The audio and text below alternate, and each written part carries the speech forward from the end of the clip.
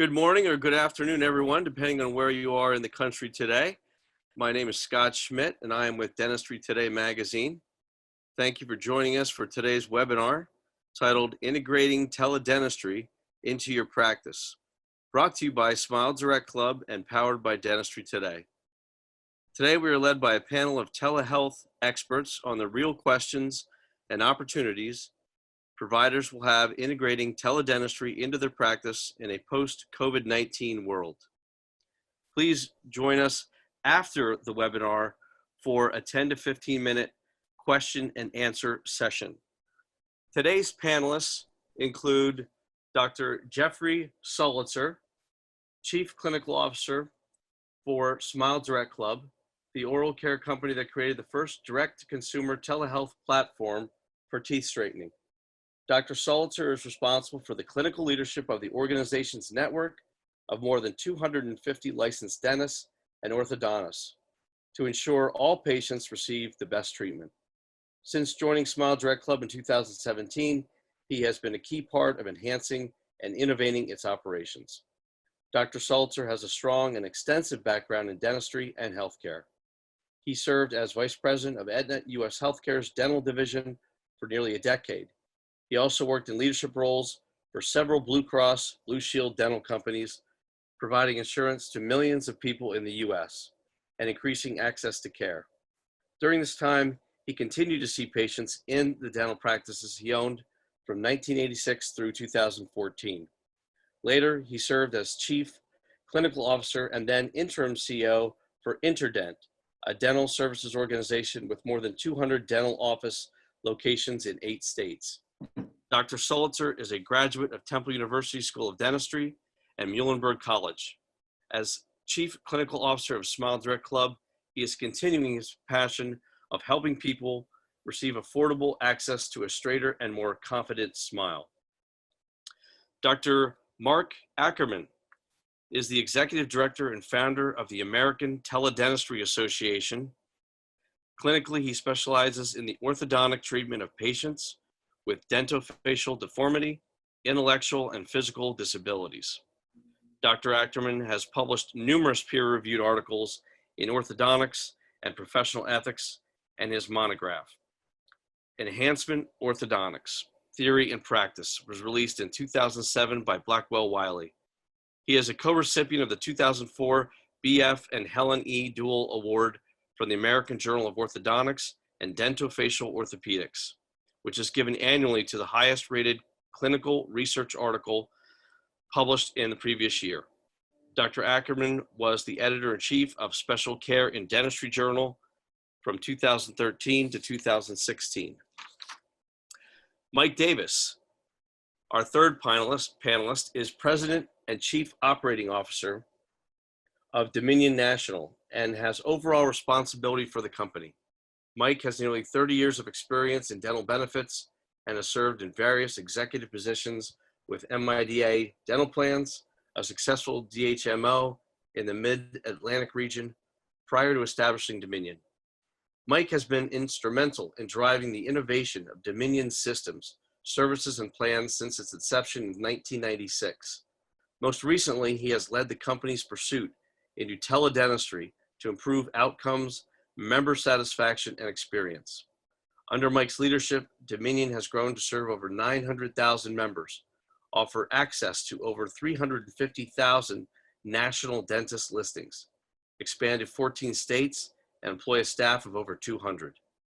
Dominion's expansion, offering benefits to commercial groups, individuals, and health plans, resulted in the company's 2016 rebrand to Dominion National. Mike helped Dominion become one of the first dental benefits providers in its region to introduce interactive online benefit administration and other groundbreaking models and technologies to improve the client experience. Over the past decade, Dominion also became known for its innovative online dental programs for individuals and associations, as well as unique private label dental benefit administration to over 12 health plans across the country. Additionally, Dominion was selected by the U.S. Office of Personnel Management as the only DHMO dental carrier out of 10 dental carriers for the Federal Employees Dental and Vision Insurance Program. Mike participates on several boards, including Dominion National, American Teledentistry Association, and a regional dental service organization. Mike earned a bachelor's degree in marketing from Radford University. Again, thank you for joining us. Please enjoy the webinar. And again, following the webinar, we will have a 10 to 15 minute Q&A session. Thank you very much. Okay, so our first question goes to Dr. Ackerman. With the pandemic, we're all focused on how we can continue patient care and maintain our practices at this time. There's a lot of interest in telehealth as a solution to the medical and dental community. To start us off, what is telehealth and teledentistry, Dr. Ackerman? Well, Scott, to set the stage for today's webinar, telehealth, but more in particular teledentistry, is the use of innovative communication technology. It could be live, such as synchronous is what we call it, or it could be asynchronous, that is transferring data and having them read at both ends at different times. And so it's using that type of communication to foster patient treatment, patient examination, patient education, and link doctors with patients and vice versa. It's something that's been around in medicine for 2 decades. In dentistry, we've really just cottoned onto it in the more recent years. Fortunately, with the emergence of technologies such as smartphones, it makes it very, very easy for patients to communicate with their dentists, and of course, dentists to communicate with the patients. It's been used in such fields as dermatology, teledermatology, there's telepsychiatry, there are many other applications in medicine and the allied healing arts that really give access to needed healthcare. One of the things that was increasing was the use of telehealth even before the COVID-19 pandemic, but as we'll talk about as we go through this webinar, it's really increased since we've all been closed out of our offices with patients that need us. So the next question is for Mike Davis. Telehealth is definitely a trending topic right now. Telemedicine usage is up 335% due to the pandemic, and FaceTime usage is up 458%. How are insurers and regulators responding to this increased interest? Yeah, telehealth is definitely trending. I think nearly everything virtual is trending. I was told that Thursday, March 12th, a couple of days before our office went virtual, the internet usage was up 56% higher than average. Frankly, we were nervous that the internet might break while we go virtual. But as we see increases in the use of telehealth, more insurance payers are updating policies to account for improved access and support of the solution. As a subsidiary to a Blues medical plan and one where I'm on the Enterprise COVID Task Force, I can say I witnessed a lot of extraordinary work that changed on a daily basis on what new codes were covered, temporary relief and member copay for telehealth visits that would normally be $50 or $60 a visit were being paid by the health plan. New drugs, new codes, and new theories were being integrated into their processing system on a daily basis and sometimes retroactively. I believe we as a dental payer and the industry reacted very quickly to accommodate teledentistry coverage as if the member was being seen in a brick and mortar office. Multiple federal agencies have issued regulatory waivers with respect to telehealth services and have relaxed telemedicine rules. With respect to telecommunication technology, as Dr. Ackerman was speaking about, and the regulatory requirements under HIPAA, the Department of Health and Human Services Office for Civil Rights will not impose penalties on dentists for non-compliance with HIPAA in connection with the good faith provision of teledentistry during the COVID pandemic. The OCR later clarified that the appropriate video conferencing service for providing teledentistry and telehealth in general include Apple FaceTime, Facebook Messenger video chat, Google Hangouts video, or Skype. Public-facing technologies such as Facebook Live, TikTok, and Twitch should not be used to provide telehealth services. I don't think you want the world to see your virtual exam live to the world. You might give up that secret sauce that keeps your patients coming back for years to come. But just to illustrate the change in use of telehealth services, the Cleveland Clinic logged more than 60,000 telemedicine visits in March alone, a 1,700% increase from their prior average. of 3,400 telehealth visits a month. During the pandemic, we've seen every state in the U.S. introduce legislation that expands access to telehealth solutions. These immediate comprehensive measures are sometimes being anticipated and many times reactionary to process and operate these changes as quickly as possible. So we can see how fast change is happening and a virtual pendulum shift in the way members and patients are consuming healthcare services. Coincidentally, globally, telemedicine is expected to quadruple in the next 6 years to a $176 billion industry. Dental industry is expected to be $140 billion in 2020. Scott, with all this being said, I think regulators and insurers are reacting as quickly and acting as quickly to the pandemic and what I think will be a new norm as people venture back in the public and into dental offices. Well, thank you very much, Mike. That's very, very interesting for sure. Dr. Ackerman, the next question goes to you. So when it comes to the dental community, what are the benefits to doctors and what are the benefits to patients as well? So that's another very good question. What I like to tell people is that teledentistry is dentistry. It's not subspecialty of dentistry. It's merely a technique to better engage patients and the docs or even ancillary staff in the office. So the benefit for the practitioner is that you can really be way more efficient in your practice with newer workflow systems, and I'll talk about that momentarily. You can be more productive with the patients that you're treating outside of your office and you're treating in your office. And then you can also be more effective at lowering your overhead. Having more patients out of chair time, but having billable procedures is really a good way of getting more patients through your system to do other procedures that require being in the office. In terms of for patients, what it does is it really puts you on the radar screen of a dentist. There are many people in the US, about 40% do not regularly see a dentist. If there's a way to capture that patient into one's practice using this communication technology, it's not only a boon for the patient who's been denied access to care, but it's also a boon for the provider who's getting a new patient and is able to bring them into their practice. Patients are able to use simple things like their cell phones, smartphones, webcams from laptops, and can easily communicate with the dentist, either, like I said before, asynchronously, so sending text messages, sending pictures, or it could be doing live video chats.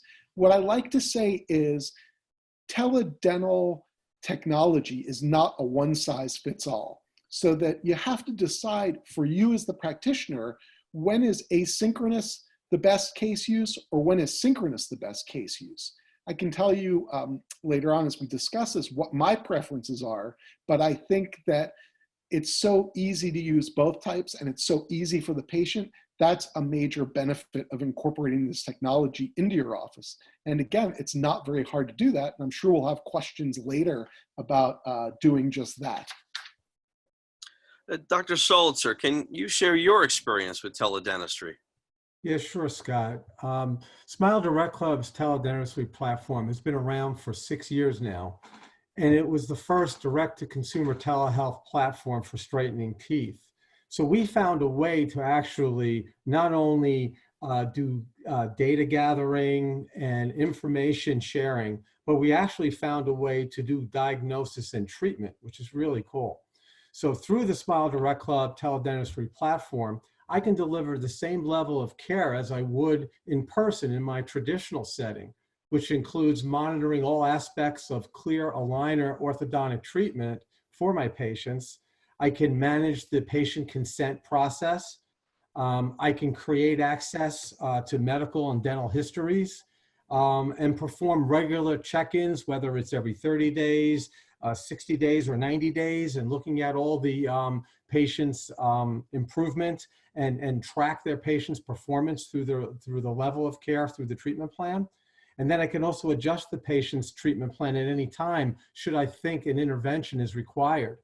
So as Dr. Ackerman mentioned, there's so many different ways you can use teledentistry in your practice, to grow your patient base, to grow revenue.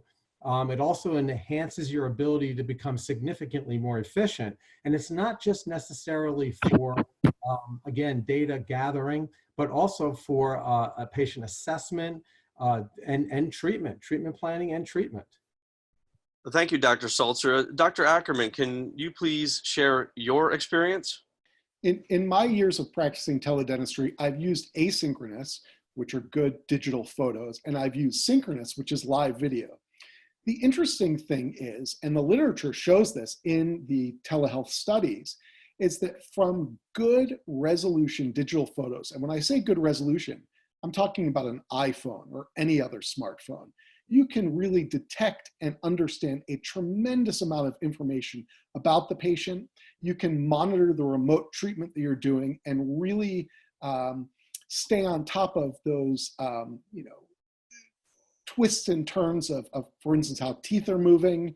But with live video, you can sort of bring in the human element, so to speak, that if it requires dialogues that are longer than text messages, you can use that to facilitate anything from questions about treatment to your giving education about what's going on in treatment. And again, education in your own practice. I tend to find those asynchronous photos much more diagnostic, if you will, because video tends to be a bit more grainy and it's somewhat more inconvenient for the patient to lean up to the camera and pull their cheek back. So I've had both experiences, and I can tell you they both fit in to good teledental practice. It's knowing which type to use for what patient. Okay, great. And Dr. Ackerman, so in a post-COVID-19 world, you can see where teledentistry can be helpful, especially as we all take the extra precautions necessary as the economy reopens and mandates are lifted. And Dr. Ackerman, any insights into how teledentistry can be utilized to limit risk of exposure? I think that's a great question. Obviously something on all of our minds of we clinicians. One of the things that we really need to do is thin out the numbers in our lobby or waiting rooms. And so one of the things we can do for either periodic recalls or new patients is use the teledentistry technology to capture as much patient intake data as we can, so they're not sitting in the office with either a clipboard and pen, or sitting there with an iPad trying to fill out medical histories, dental histories, insurance information. So basically, we can get a good sense both from the medical history, dental history, and history of any present problems to actually seeing what's going on in their mouth by just getting them to send still photographs. So number one, I think it's going to help us treat the smaller volumes that we're expected to treat right now. We can't have waiting rooms full of patients. We can't operate all of the rooms in our clinic because of the current guidelines given by the state governors as well as the CDC. I think teledentistry also, just like it was doing now during COVID, is a wonderful way to ferret out maybe how much time you're going to need to see an emergency patient, or exactly what appointment sequence you might want to do if they have to come into the office. So I think there are lots of different case uses, and they're all going to be helpful in these different phases of reopening as we try and go to a new normal of clinical practice. Okay, well, we're going to keep you in the hot seat, Dr. Ackerman, and Dr. Sulzer. You can chime in as well. We obviously can't have a discussion about teledentistry without talking about HIPAA. How can you assure HIPAA compliance through teledentistry? If you both could add your thoughts to that question. Well, I'll start, and then I'll pass it over to Dr. Sulzer, who's expert at this from his many different hats he's worn over the years.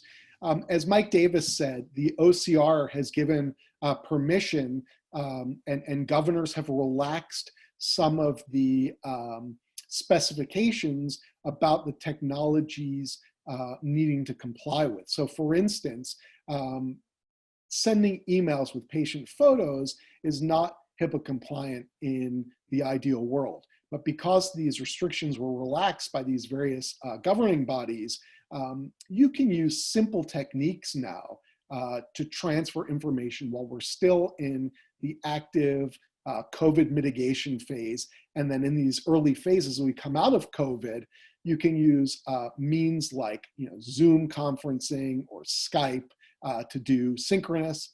But in an ideal world, and it's going to be hopefully not too long in the future when we go to this new normal, you're going to have to use software that's HIPAA compliant. And that means encrypting the data and meeting other specs. I'm going to kick it over to Dr. Sulitzer, who can talk more in depth about that. Yeah, I would just like to add, thanks, Mark. I would just like to add that you're correct in saying that in the world going forward, we're going to need to be very selective as to the software and apps that we choose to make sure they are HIPAA compliant, that they encrypt their software so that it can be safely used.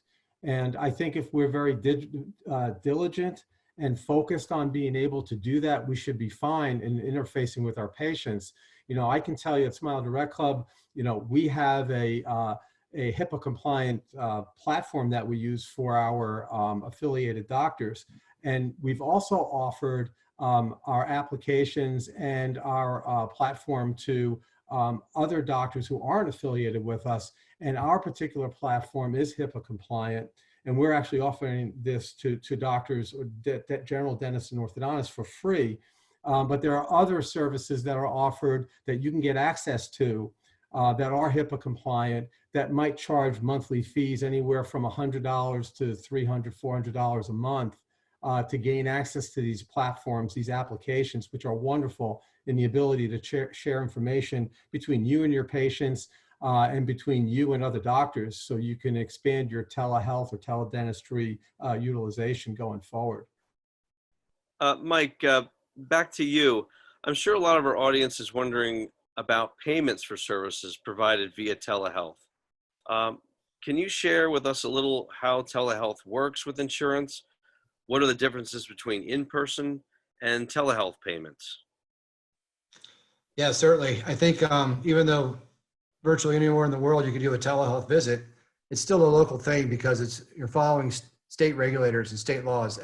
All of them are different and they have their own nuances, but telehealth can certainly perform some end-to-end services such as prescribing antibiotics and through a telehealth visit, where it would be very tough to provide a cleaning virtually. However, there are a lot of mobile dentistry popping up. Just the same, it's still face-to-face service. Currently, in response to COVID-19 and several states restricting dental visits to emergency treatment only, Dominion is allowing benefits for teledentistry consultations for limited and problem-focused evaluations and reevaluations. We also allow benefits for a physician consultation, D9311, via teledentistry. I'm sure there's much concern in the actuarial departments that virtual visits will increase the total cost of services as opposed to avoidance of some other services. As many plans, we are waiving frequency limits, and these virtual evaluations do not count towards member annual frequency limitations and are covered as an in-person exam. This allows dentists to be reimbursed for these evaluations while they cannot see their patients in person, or if their patients are apprehensive about physically going to the dental office due to the pandemic.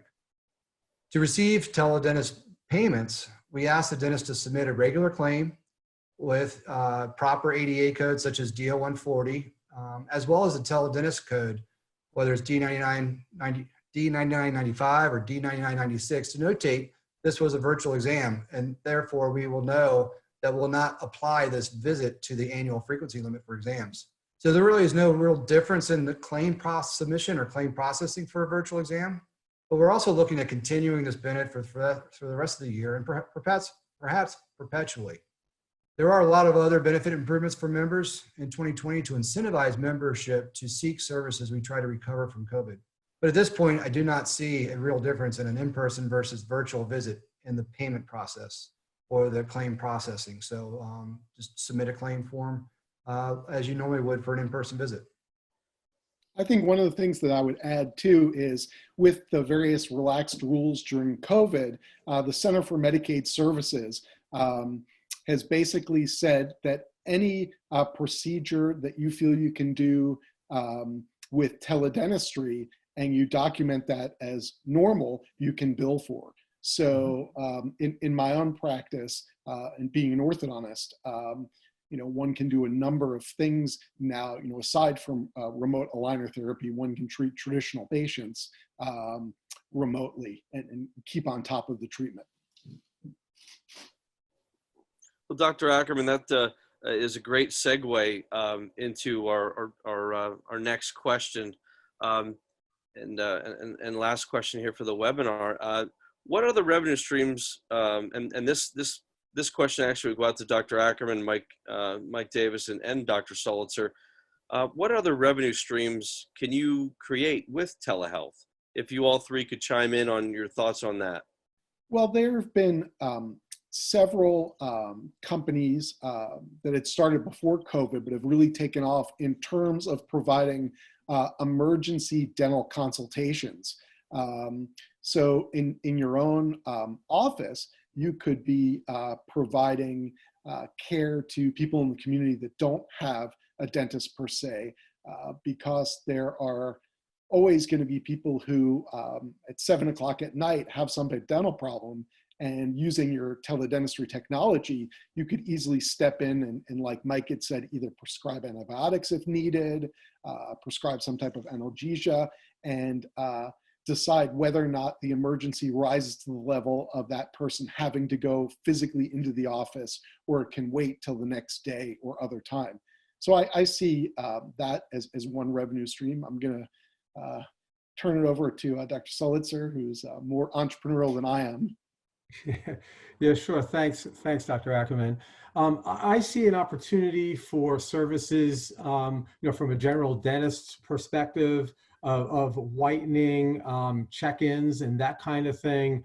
Maybe refills and sort of reconnecting with your patients through teledentistry for the whitening process. Also, athletic mouth guards is a great way to provide a service without needing an in-office visit, where you can actually send an impression kit off to the family and then have the athlete take the impression, send it back to the dental office, and you can check the quality of the impression and send it off to the lab to have the athletic guards made.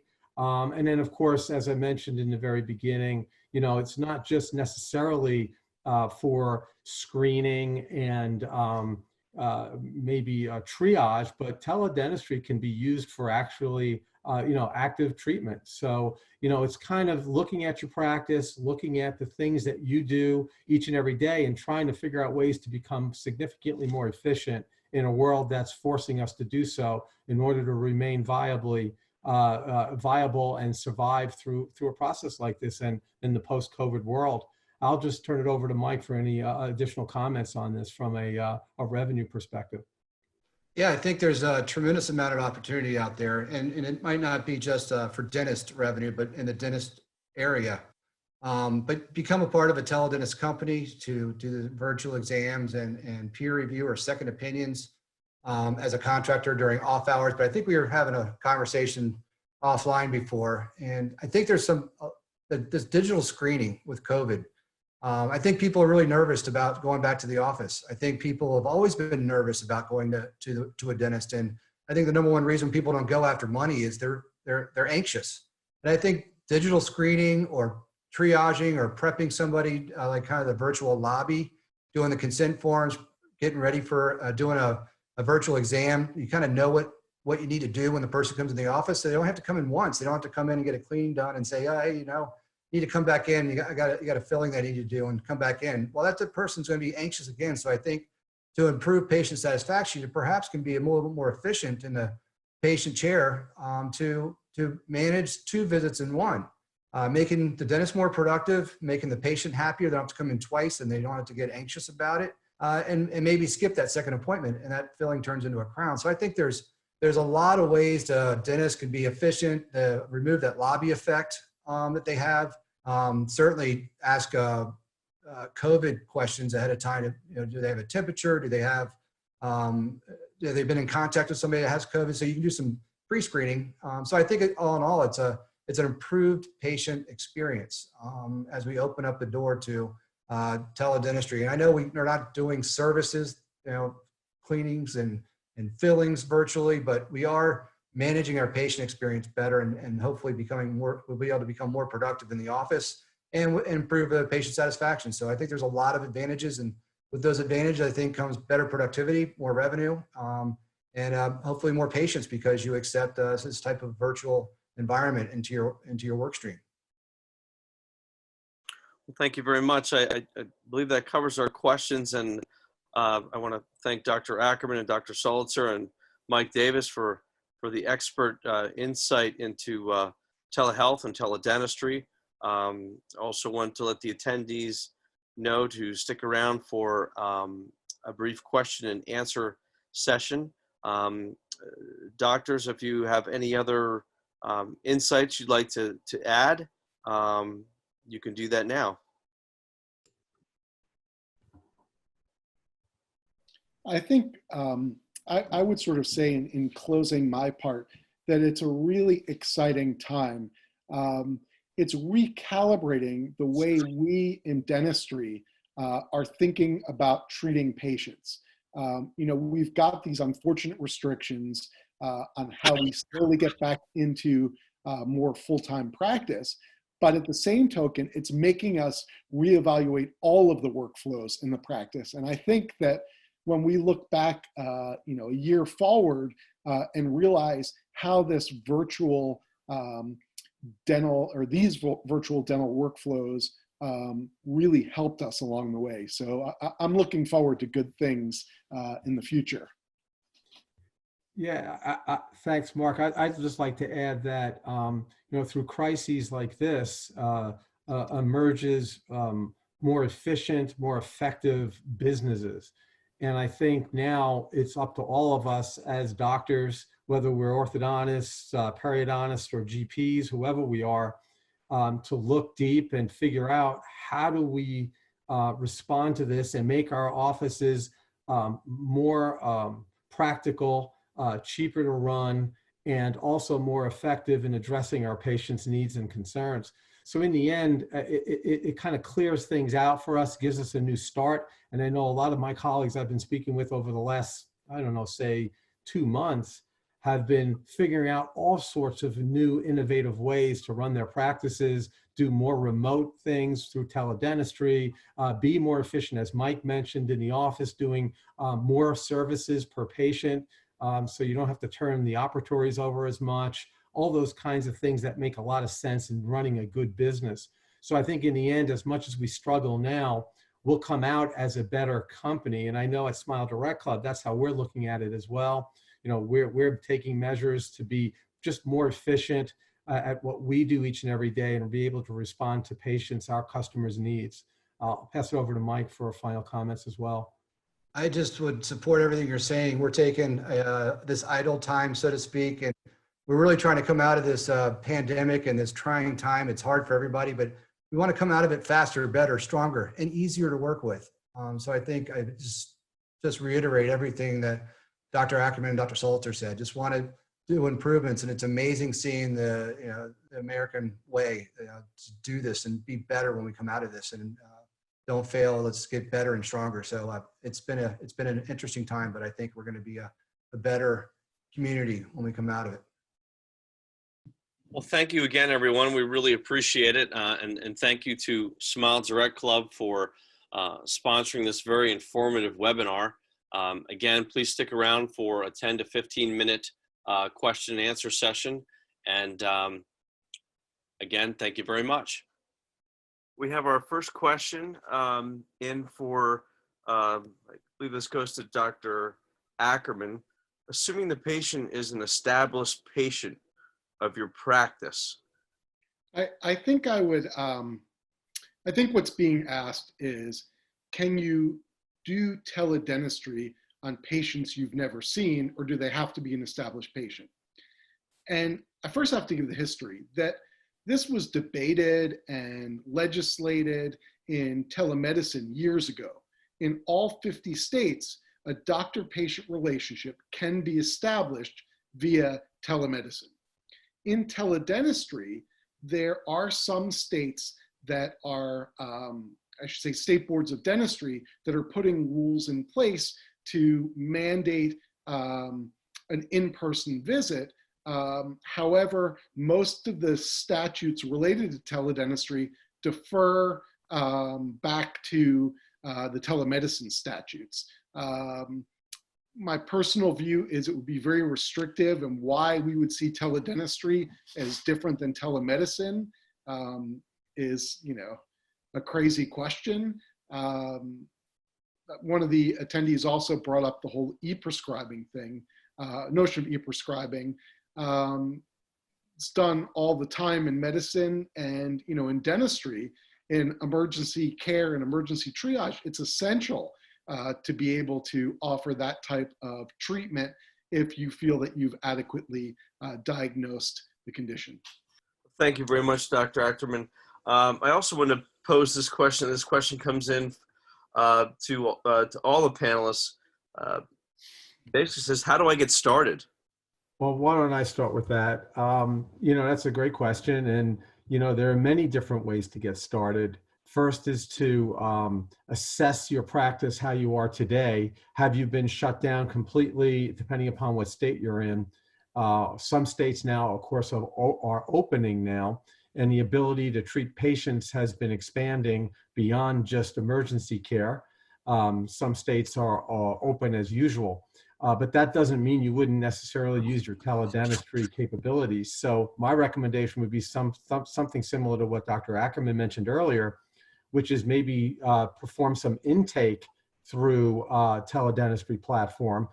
Find an app that might make sense for you, that is HIPAA compliant, would make sense, and begin doing some of the intake, the medical history, dental history, personal information data that can be captured prior to the visit, and even capture patient's chief complaint, reason for the visit, and that sort of thing. And test it with some of your patients, some of maybe your closer patients, and see how it goes. And that will eliminate, as Mike mentioned, eliminate some time in the office and make you more efficient. And as we all know, we want to limit the lobby time and the spacing in your lobbies. So it makes more sense to manage it that way. That might be the best way to start, just to get kind of used to the concept. And you can do that asynchronously, which means not in real time, or you can do it through real time synchronously, whichever makes sense for you and your practice. I'll pass it over to Dr. Ackerman. He might have some more insight. Again, it really depends on what your use case is going to be. If you want to start from scratch, you may want to do pre-initial visit screenings. Come up with a mode where, let's say when a patient calls into your office, whoever's receiving the call can say, we've got a standard questionnaire that we're going to email you, but we'd also like you to take some photos and send them in. Or it could be your initial consult could be a very short 15-minute video call. Right now, while all of the restrictions are loose, you can use all of those freely available things like FaceTime, etc. But there are easy to use programs. Some are being offered as a trial period for several months. So, you can look at the AmericanTeledentistry.org site. We've got some companies that are partners, but as well, we've put up some posts on those companies offering trials too. So that's how do you get started. To those of you who are already using some telehealth modalities, you can really make it robust because they're now digital platforms that bolt directly onto your electronic health record, and you can really integrate this into existing patient charts. Thank you, Dr. Ackerman. This question is for Mike Davis, and I'm not sure if having technical difficulties or not, and he could certainly answer in private. But I wanted to get the question out there, and possibly Mike can answer it at another point to an attendee.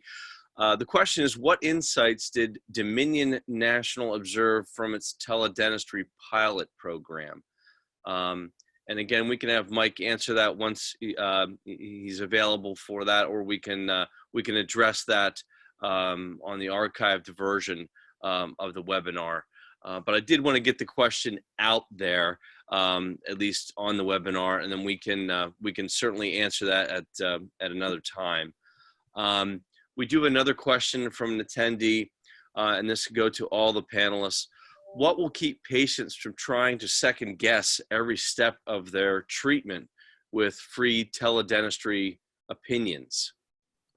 Yeah, I'm from a perspective, as always, patients are always free to get second opinions. And, that's not an unusual event in today's world where patients often challenge their doctors, whether they're physicians, dentists, even pharmacists, as to what their recommendations are. And we'll go to websites, we'll go to other sources of information and challenge us. I mean, in the end, from my perspective, I'm fine with that. I mean, if anybody has a series of other additional insight that they want to share with me, whether it's a question on a treatment plan or a way I'm managing treatment or whatever, if they've gone out and gotten a second opinion and it's different, then let's have that discussion. I don't think it's a bad thing necessarily. It's probably a good thing. You make your arguments, you support your position, and then you move on and let the patient make the final decision. Thank you, Dr. Stalzer. Dr. Ackerman, I think you were getting ready to chime in there, and I wanted to send it off to you. Did you have an opinion on that question that was just posed? Yeah, I think that this utilization of teledentistry in terms of giving opinions is really the opportunity to be a reputation builder for you. If you're honest and you take the time to explain to the patient and answer their question, the rationale for your recommendations, and they feel comfortable with you, then you'll probably get that patient, or at least keep that patient within the practice. So it's almost like, in a sense, a marketing tool. If a patient is just jumping around waiting for an opinion, that they want to hear, in my opinion and experience over the last 20 years, you probably don't want that patient if they're shopping to hear what they want rather than what they really would benefit from. This question comes in, and that is very simple. How do I submit a claim through teledentistry? Yeah. Hey, very simply, a claim is just as simple as a normal claim you'd submit with with the payer. You'd notate it with the proper teledentistry codes, but it would be just as simply submitting it as a regular claim for, say, a limited problem-focused evaluation. You notate it with the ADA code for teledentistry, and it would be paid the same way it normally would be paid. And Mike, can I just add that you would use the adjunct code, the D9995 if it's synchronous, and 9996 if it's asynchronous. So you would add that to the actual procedure code of whatever service you provided. Is that correct? Yep. Yes, exactly. Yep. And I had one last question.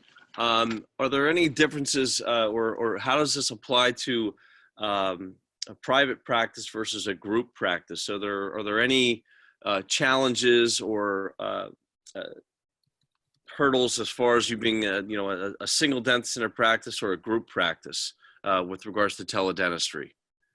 In my mind, I'll just take this first. In my mind, I would think it really wouldn't make that much of a difference. I would think in a solo practice, you would use it in a way that you would communicate between your patients, and maybe when you make referrals to specialists, you could even do patient to doctor and doctor to doctor. And in a group practice, actually, for the same situation, I know in my DSO days, we would refer our GP patients to maybe a periodontist at a different location or an oral surgeon at a different location. And it might not be a bad idea to communicate that information through a telehealth, teledentistry platform to the doctors as well, the referring doctors that you're referring to. But from my perspective, I don't think it'd be that much different.